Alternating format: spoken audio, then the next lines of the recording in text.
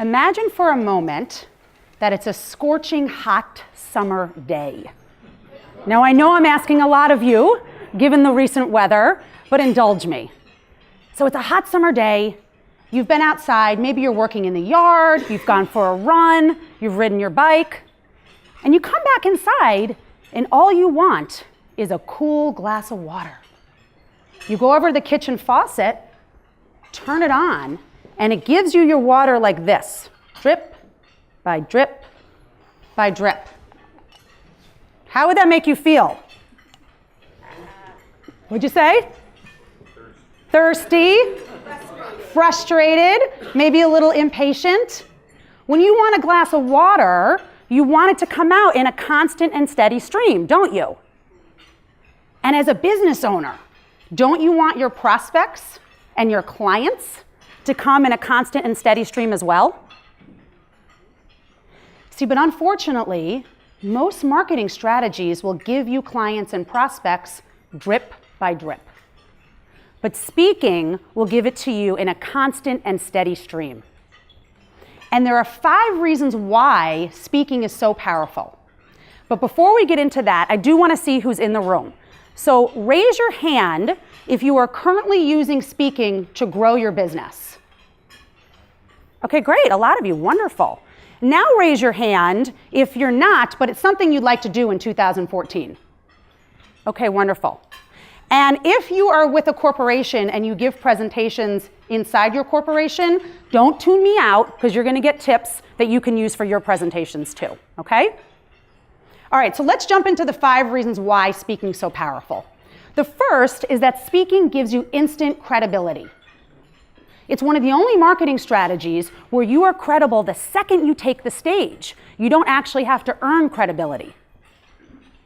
The second is that it gives you visibility.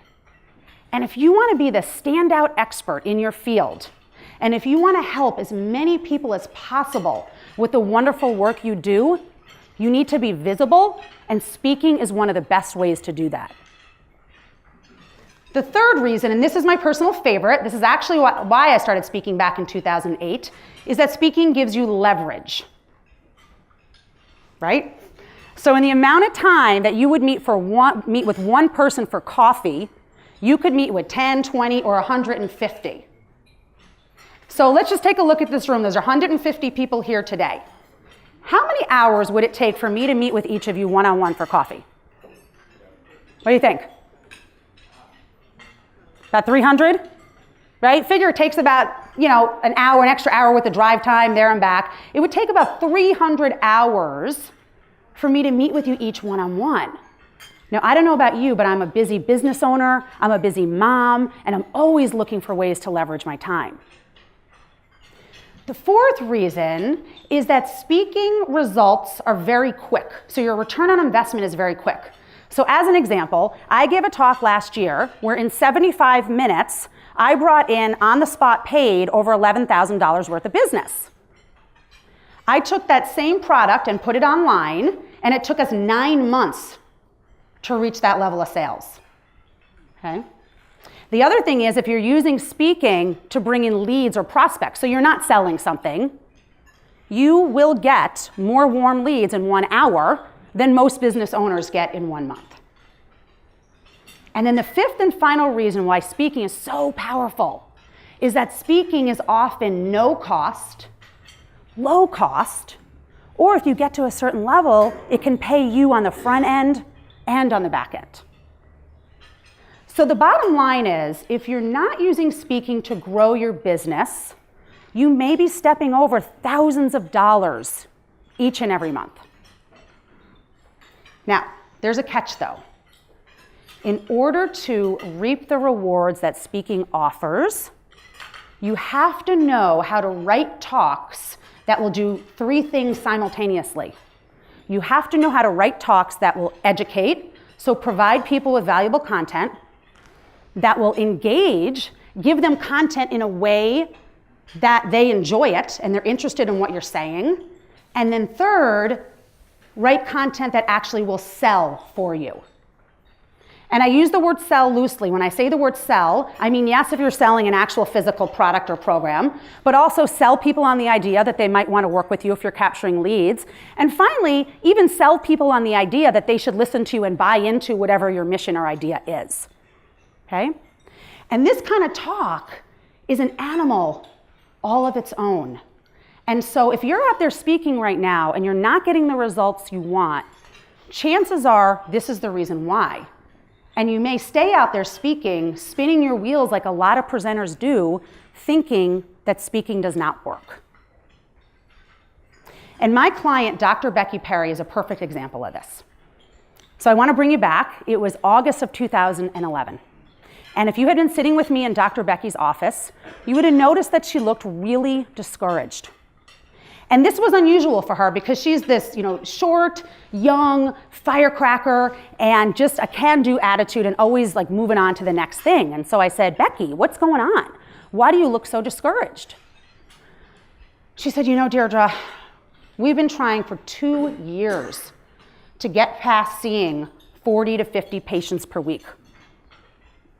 And nothing's changing.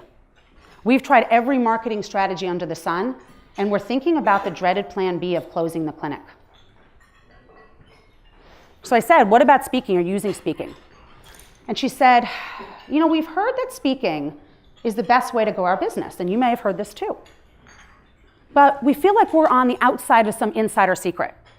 Like there's some code we can't crack. Every time we give a talk, we feel discouraged. We don't have a lot of audience participation, we're not sure if what we say is going to hit the mark, and we rarely bring in any patients when we speak. So let's fast forward just a couple months later to November of that same year.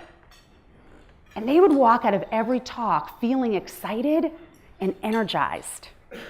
And they were excited because they knew exactly what to say going in, the audience was engaged, and their closing average skyrocketed to 70% of the room. They even gave one talk where they brought in 103 new patients. So what do you think that did to their practice? It doubled it, almost overnight. And I remember Becky saying to me, Deirdre, this is like a miracle. We are so thrilled we no longer have to worry about closing the clinic. So you may be wondering, well, how did they go from thinking about closing the clinic and 3 months later doubling their practice through speaking? And if you were to ask Becky, she would say it was learning the Speak and Get Results system for writing their talks. And so that's what we're going to talk about today. Now, I obviously can't get into the entire system in the next 30 minutes, but I have chosen 2 strategies to get you started. So here's our roadmap. First, you're going to learn 2 of the top 2 sales-killing mistakes most presenters make and how to avoid making those yourself. You're going to learn which is the biggest and the one you want to avoid at all costs. And then finally, if you want to take what you learn here to a deeper level so that you can be the kind of speaker that can go out and consistently bring in business through speaking, I'm going to offer you 2 free resources to get started. And what excites me about what you're going to learn today is that if you take it and you use it, you'll be able to take what you learned today and use it tomorrow, okay? If you take it and you use it, you will know how to command the attention of the audience from the first words out of your mouth. You're going to have more confidence when you speak. You'll have a more engaged audience, and you'll make more sales. So how does that sound? Does that sound good? All right, great. All right. So, you know what I want to tell you real quick? I do want to tell you just for 30 seconds or so how the Speak and Get Results system came about, because I always want to give credit where credit is due. So I've been blessed enough to study under one of the best speaking coaches and speakers in the world. His name is Craig Valentine. And Craig developed a system called world-class speaking that helps speakers become world-class speakers. And so with his permission, what I have done is I've adapted his system and added components. So I've kept in the components that make speakers world-class speakers, but I've added training that teaches entrepreneurs how to use speaking as a marketing strategy. And so the result is what I call the Speak and Get Results business building blueprint. Okay? All right. So would you believe that most speakers start killing their sales from the first words out of their mouth? Now you might be thinking, well, how's that possible? I haven't even said anything. So have you ever picked up a book, read maybe the first page or two, and based on that, thought the book was going to be boring? What'd you do with the book? You set it down, right? Okay. So just like the first couple of pages of any book is critical for making the sale to the reader that you should keep reading, the first 5 to 30 seconds of your talk is critical to capturing your audience's attention and to getting them to keep listening. People will literally decide in the first 5 to 30 seconds if they're going to pay attention or tune you out. Now, what do most speakers first say when they're introduced and take the stage? Give me some examples of what you've seen or heard. Okay, they might tell a joke. Thank you. Today I'm going to talk about. They might reintroduce themselves, right? Things like that. Something about the weather, which might be okay in this environment. But we call those the unpleasant pleasantries. And they're unpleasant because nobody cares about that. Nobody cares. And if you engage in the unpleasant pleasantries, you risk losing your audience. And so that is sales killing mistake number 1, engaging in the unpleasant pleasantries. And here's the deal. If you lose your audience from the beginning, it is really hard to bring them back. But if you get their attention right away, they are more likely to stay with you for the entire presentation. Okay? And I want to drive this point home just a little deeper because my goal is that you will leave here today having committed to yourself that you will never engage in the unpleasant pleasantries again. Okay? All right. So, Mary. Sorry, she's like chewing. Sorry, Mary. I'm not going to ask you something yet. Let's say I came up to you and I said, guess what? I just inherited oceanfront property, Pacific Coast, and I am going to build a garbage dump there. What would you say to me? What? That would be insane. That would be a waste of precious real estate. So how does this apply to your talk? The first 5 to 30 seconds of any presentation is precious real estate. And just like you would never build a garbage dump on the Pacific Coast, please don't build a garbage dump on the first 5 to 30 seconds of your talk. All right, do I have you convinced? I do, okay. Are you wondering what you should do instead? Yes, that's where we're going next. All right, so what you want to do instead is you want to do what we call open with a bang. Now don't get nervous, it does not mean you have to sing and dance, okay? It doesn't even mean you have to tell jokes. And there are 7 ways to open with a bang, and I'm going to share my top 2 favorites. So the first is to ask a question. And the question should ideally do 3 things. The question should be related to your content. The question should be you focused, so audience focused. And why do you think that's important? Because that's why the audience is there, right? And people, let's face it, we love thinking about ourselves, don't we? People are going to be more engaged if you get them to think about their own life and get them to think about themselves, okay? And then the third thing the question should do is it should get them nodding their heads yes in agreement with you. And the reason for that is that the earlier people nod their heads yes in agreement, the more likely they are to do that for the entire presentation. Okay? So the first way to open with a bang is to ask a question. The second is to dive right into a story or an analogy. Dive right in. And again, what's important here is that you make sure it has some relevance to the content that you're going to be talking about. So if you look at how I opened today, which way did I open? Did I do number 1 or number 2? Analogy, right? Kind of story, and I kind of couple them. I actually do enjoy coupling them together. So I jumped into my analogy, and then I asked you a question that got you to think about yourself, and then I went back into the analogy. You can also do it the other way around. You can ask a question and then dive right into a story or an analogy, and that's a really powerful way to open. Okay?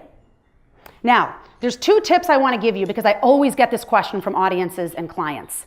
The first is people will say, so Deirdre, do you mean literally the first words out of my mouth should be my opening bang? I shouldn't say anything before that. Yes. I mean literally, unless something happens where, like, let's say Rick tripped as he was getting down. I wouldn't just come up here and be like, hey, right? I would, are you okay? Right? That would be different. So unless something happens, I would make sure you're okay, Rick. Are you okay? Right? Use a different example, but you didn't, so it's okay. But unless there's some reason why it would look odd if you jumped into your opening, the first words out of your mouth need to be your opening bang. So notice that he and I passed each other and we shook hands and I said thank you directly to him, but I didn't come up here and look at Rick and say thank you, Rick, for having me here today. And there's a great place in the presentation to do that, so watch for it because you're going to see me do it here. And that's where I recommend you doing it, okay? The other tip that I want to give you is that I totally just lost my train of thought. Okay, hold on. The second tip, what's the other question people always ask me? Someone help me out. Mary? Oh, I know. Okay, I got it. All right, so let's say you're going to introduce yourself, right? Let's say you're in a situation, it's your own event, and no one's going to introduce you. Or you might be in a situation like I'm in a lot where I'm doing teleseminars or maybe you do webinars and there's no one else to introduce you. What do? So what you do is you deliver your opening bang and then you introduce yourself. So this is how something like that might look. So let's pretend I said, imagine that it's a really hot day and I get to the end of my analogy, right? And I say, many marketing strategies will give you results drip by drip, but speaking will give it to you in a constant and steady stream. And there's 5 reasons why that's true. But before we get into that, I should introduce myself to you. And then that's where you would introduce yourself. And then you jump right back into your content. Does that make sense? Okay, great. So raise your hand if you are committed from this day forward to never use the unpleasant pleasantries again. All right, there's still a few holdouts there. Tell me where you're speaking, I won't be there. No, I'm kidding. Okay, and here's what can happen when you do this. I had a client, David, who learned this tip, I think it was like on a Wednesday, and he had a talk on a Thursday. Thursday afternoon, I get this email from him, and he said, Deirdre, this was unbelievable. I opened with a bang, and it was the difference between people just sort of politely sitting back in their seat like they normally do when I'm speaking, to people leaning forward and hanging on my every word. So what do you think that did to his confidence level? Went through the roof. And then what do you think that does to his sales? It increases the sales as well, okay? So this one tip, if you got nothing else from today, this one tip will send your confidence level as a speaker through the roof. I've seen it time and time again. And there's nothing more powerful than knowing you know how to command the attention of the room from the first words out of your mouth. So the way to avoid sales-killing mistake number 1 is to open with a bang. So let's move on to number 2. Sales-killing mistake number 2 happens when you drown people in facts and figures. Okay? So I want you to imagine you're 5 years old. You're in your room, getting ready for bed, and let's say you're talking with your dad about your day as you pull up the zipper on your feety pajamas. And as you've done each and every night, you go over to your bookshelf, and with great anticipation, you carefully select the perfect book. You give the book over to your dad, and you say, Daddy, tell me what? Story? No. You don't say, Daddy, tell me a story. You say, Daddy, tell me a fact. Tell me a statistic. I really don't care what the little pig thought or what they wore or how they felt. I just want to know the statistical probability of that wolf eating those pigs. Now, why would you never say that? You don't care, and it's boring. It's boring. So here's the thing to remember, and I think as we get older and we get into business and we get all buttoned up, we forget about this, that maturing does not equal boring. Okay? Maturing does not equal boring. Now, I gave this presentation a few weeks ago, and I think I offended someone, so I want to make sure I don't do this here, because she felt like I was saying that I hated facts and statistics and they were bad, and she loved them. I am not saying that. If you love them, I think that's great. And notice I've used facts and statistics in this presentation. What I am saying is you want to wrap your facts and your statistics into some sort of context that the audience can grasp onto. And a story is one of the best ways to do that. Okay? So the antidote to sales killing mistake number 1 of drowning people in facts and figures and boring them to tears is to add stories to your presentation. And that's going to do 2 things for you. Leading cognitive scientist Roger C. Schenck says, human brains are not ideally set up to understand logic. They are ideally set up to understand stories. And so your audience will not only enjoy your information more, but they're going to retain it more if you wrap it into the context of a story. The second thing it's going to do for you is that people buy first on emotions, and then they back it up with logic. And so as a speaker, you want to make sure you are hitting people at an emotional level if you want them to buy something from you or buy into your ideas and your mission. Okay? And a story is one of the best ways to do that. Now, I want to give you a couple of tips about storytelling. The first is there's a movement for storytelling, right? Have you seen more of this? There's more books on storytelling, speaking on storytelling classes, and this is really good. But the one thing I'm not hearing a lot of people say is that you got to make sure your story is directly tied to your content. Okay? So your, alcoholic's best friend's father who, lost his car might not be the most appropriate story for the content you're trying to deliver, right? So it is important to be vulnerable and to share some things about yourself, but you want to make sure you're sharing things that are relevant. And so here's the only time you ever want to tell a story when you speak. You want to know the only time? Yes. Okay. The only time you ever tell a story when you're speaking is to move the audience forward in some way. If your story does not move them forward, then do not tell that story. That is not the story that goes with that particular piece of content. Does that make sense? Yes. Okay, great. All right, so that's the first tip about storytelling. The second tip is that, well, let me ask you this. Have you ever heard a story or given a story where you were rambling or someone was rambling? Right? What's that like? Torture on either side. Whether you're giving it, you're like, just help me. I'm stuck in all the details, right? Or listening to it, it's torture. So you don't want to tell stories that ramble. So you want to make sure, particularly in a business setting, that you plan your stories out in advance, that they have a clear structure, that you've actually practiced them. Like that Dr. Becky story, I cannot even tell you how many hours I have practiced and retold that story, like hundreds of hours, okay, on that one story. And so you want to make sure that you got the story down and that it makes a clear and compelling point. Okay? And how are we doing, Kelsey, on time? I don't know if Kelsey's still in here. Let me see. Okay. We're good? Okay. Tell you a story. Let's see. All right. So we have probably about 5 minutes for questions. What questions are coming up for you, if any? Yes? Well, I understand the power of the presentation, but it's how we get people to the presentation that I would love to get some advice. A, come up with a great topic. B, how do you find people who care about your business, whatever that may be? So Rick will have me back later in the year for that presentation. Does that sound good? It's a totally different presentation.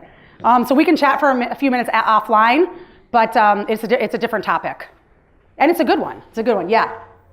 What do you think if you talk about telling a story and wrapping it, in something interesting? Yep. About using PowerPoint, I know you're not using it. Right. Yes. No. I think that's great. I'm not using it primarily. Well, I don't use it a lot. Sometimes I use it. Sometimes I don't. But in order to have this setup, we couldn't use PowerPoint today. And I like this setup better than the other setup because I'm much closer to the people in the back. But yes, as long as your PowerPoint is like what Rick was saying, visual, PowerPoint is great. The way that people commit death by PowerPoint is when it is bullet point after bullet point after bullet point and charts and graphs that nobody can see, right? Nobody can read. Just don't do that. But I think having really great visuals with your story is a powerful complement. Yeah, and one other thing about PowerPoint is the PowerPoint presentation shouldn't be your presentation.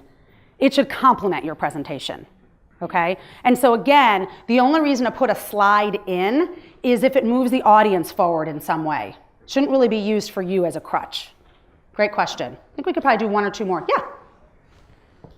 So, what do you recommend in your presentation that will cause people to email you or call you without coming across? Great, you're gonna see me do that.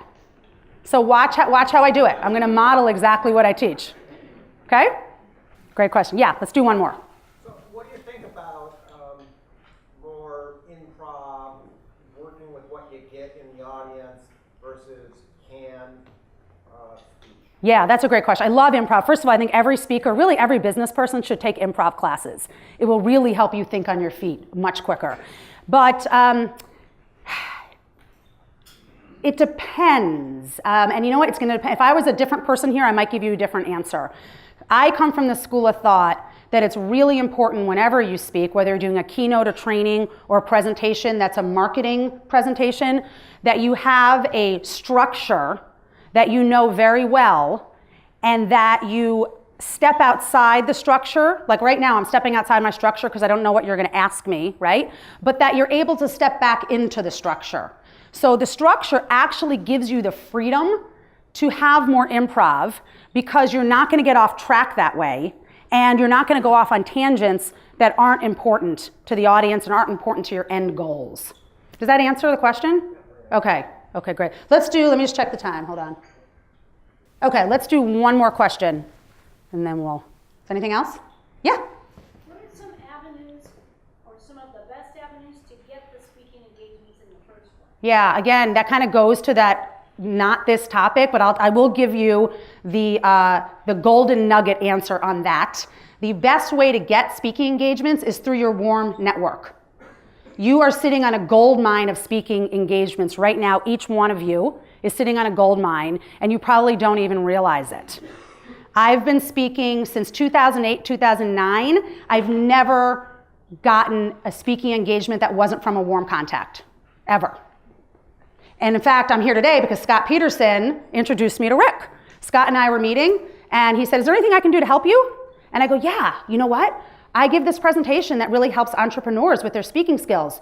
Do you belong to any organizations that you think would like to have me as a speaker?"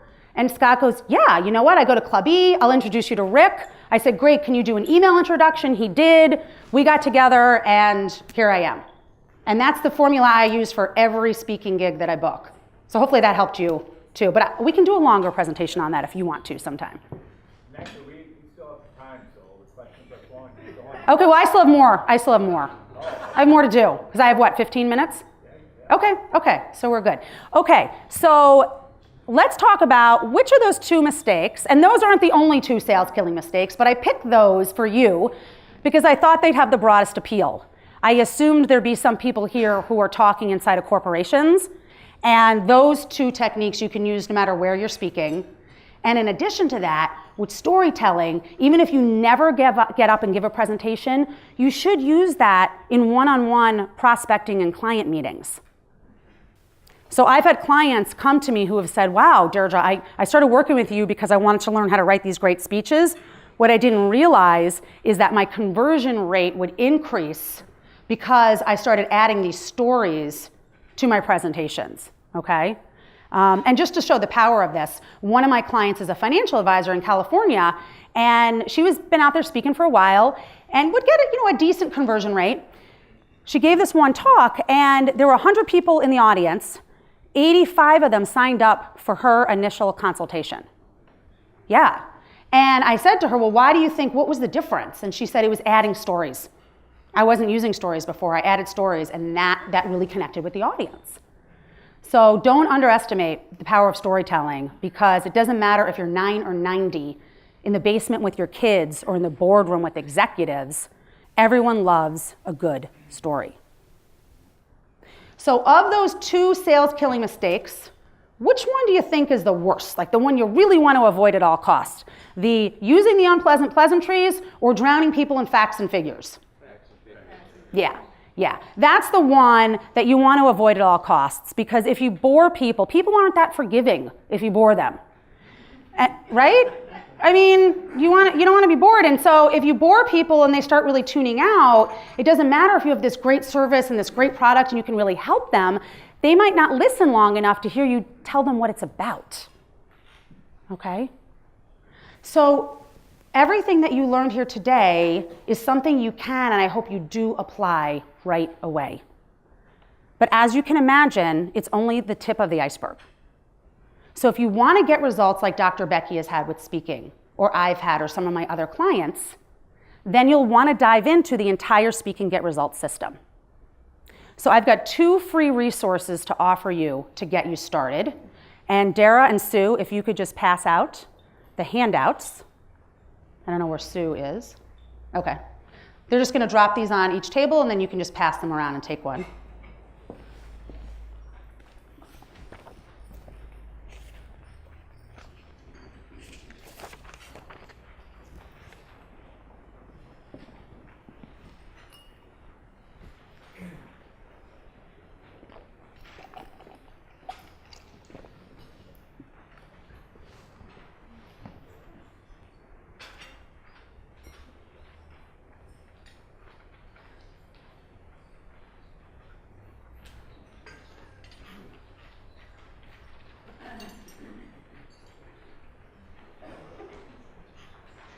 So the gentleman who asked me about getting leads and making an offer, this is the part, so just watch. I'll model exactly what I teach. And I think everyone's got them. I think, Dara, you're on the last one. Okay, so the first resource is really for everybody. The first resource is a copy of my free report, and this is what it looks like. You'll get it by email. It's how to get more warm leads in 1 hour than most business owners get in 1 month. And in the report, I outline the 7 elements you must include in your speech in order to wow your audience and bring in business through speaking. Now with that, you will get 2 speaking tips a month that people tell me are really helpful because they're really short and they're really actionable and they're things that you can use right away. And I promise you I'm not an email stalker. You're not going to get emails from me every day. Okay? So if you would like that, just check off box number 1, and at the bottom, just stick your name and your email. I don't need your phone number. Now, the second resource is not going to be for everybody. The second resource is a complimentary Speak and Get Results strategy session with either me or my strategy session coach, Jennifer. And what we do in this session is, first we're going to take a look at speaking and where it fits in your marketing strategy. Then you're going to have already taken an assessment that we're going to email to you that takes about 5 minutes to go through. That's going to highlight the skill set you need to develop. So where's the gap in your skill set in order to write these talks that educate, engage, and sell? And then finally, if we think you're a good fit, we will talk to you about what it would look like to work with us through the Speak and Get Results program. So if you want one of those sessions, the way that you get that is you check box number 2, and then you see how there's 4 little boxes? If you can check each one of those boxes off, that means you're saying yes, then you qualify for one of those sessions. And I do have a favor to ask you from one busy business owner to another. if you sign up for one of those sessions today, because my schedule is out there, so you'll sign up today before you leave, please do it with the intent that you're 100% committed to showing up. Because I'm committed to being there for you, Jennifer's committed to being there for you, and if you don't, you take our time, but more importantly, you take the spot from someone else who really could have used it, and we have a limited number of spots available, okay? So if you want that, fill in your name, your phone number, email, check the box where it says you'll make every effort to show up, give us your signature, and then on the way out, if you want option 1 or 2, you can just give us the forms there and sign up for your session. Okay, so I want to leave you with this thought, this story, but before I do want to thank Rick for having me here today. And I also was hoping we could all give him a round of applause because he tirelessly puts on this event month after month to better the local business community.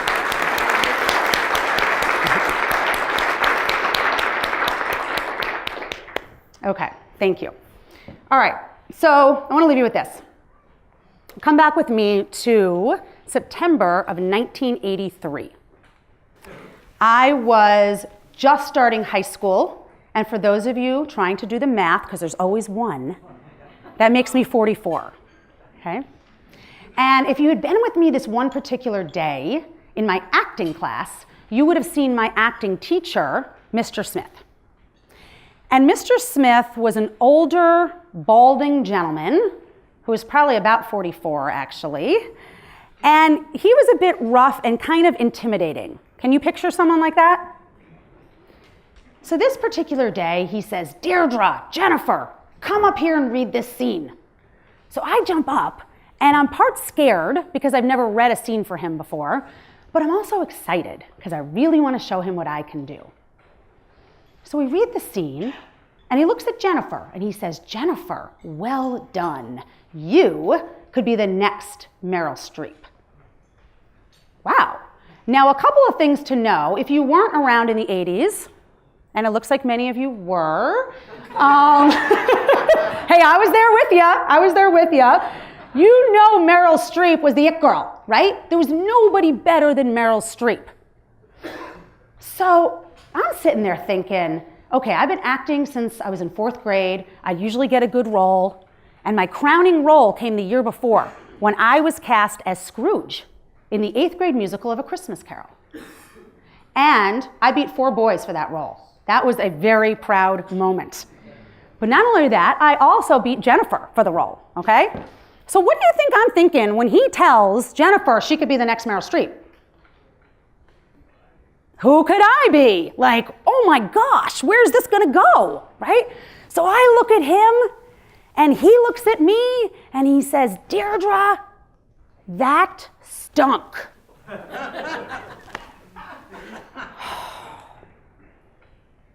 I was devastated.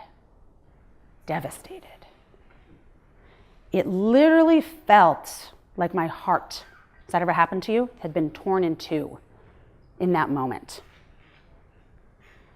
And now I wish I could tell you that because of that moment, I grew a thicker skin. I wish I could tell you that I just chalked it up to a bad day or a bad opinion. But you know what? I didn't do any of that. And you know what else I didn't do? I didn't take the stage again for 24 years. Yeah. No speaking like this, no acting, no nothing. Now, obviously, something's changed because I'm standing here today. And what changed was that when I started my coaching practice, I knew speaking was the best way to get out there, to get credibility, visibility, help the most people, get leverage. But I had a big problem. I was terrified. I never wanted to hear those words, "you stink," again. So please don't say that to me if you think that after this. I'll start crying. Nobody wants that. Okay, so I fortunately stumbled upon the work of my mentor, Craig Valentine, and I started using his system to write my talks. And having a system actually gave me the confidence to get back on the stage. And then what happened over time was I dug into the system, started learning it even more, and I started getting paid to speak. like, wow, this is fascinating. Then I started selling from the stage and then bringing in leads from the stage and then started coaching other entrepreneurs how to do it too. And the reason I tell you this story is that great speakers are not born that way. They are made. And there's nothing unique or different about me. What's very unique and very special and different is the Speak and Get Results system. So no matter where you are right now, maybe you're like I was and you're terrified to take the stage. You'd love to grow your business through speaking, but you're terrified. Maybe you're not scared at all. Maybe you were like Dr. Becky and you just don't know what to say and you don't know how to convert when you speak. Or maybe you're like my client Jim, who's an international speaker, but he knew he needed an outside set of eyes to get to the next level. No matter where you are in the continuum, the Speak and Get Results system can help you get from point A to point B. So, if you want a marketing strategy, and this is why I love speaking, that you get to embody. Like, once you learn this skill, you get to own it. Right? It goes with you wherever you are. It doesn't matter if you change businesses or change jobs. It doesn't matter if you're in your personal life or your professional life. It becomes a part of you. And if you want a marketing strategy that can forever answer the question, as it's done for me and many of my clients, where is my next client going to come from? Then I encourage you to ask yourself the question today, is it my time to speak and get results? Thank you.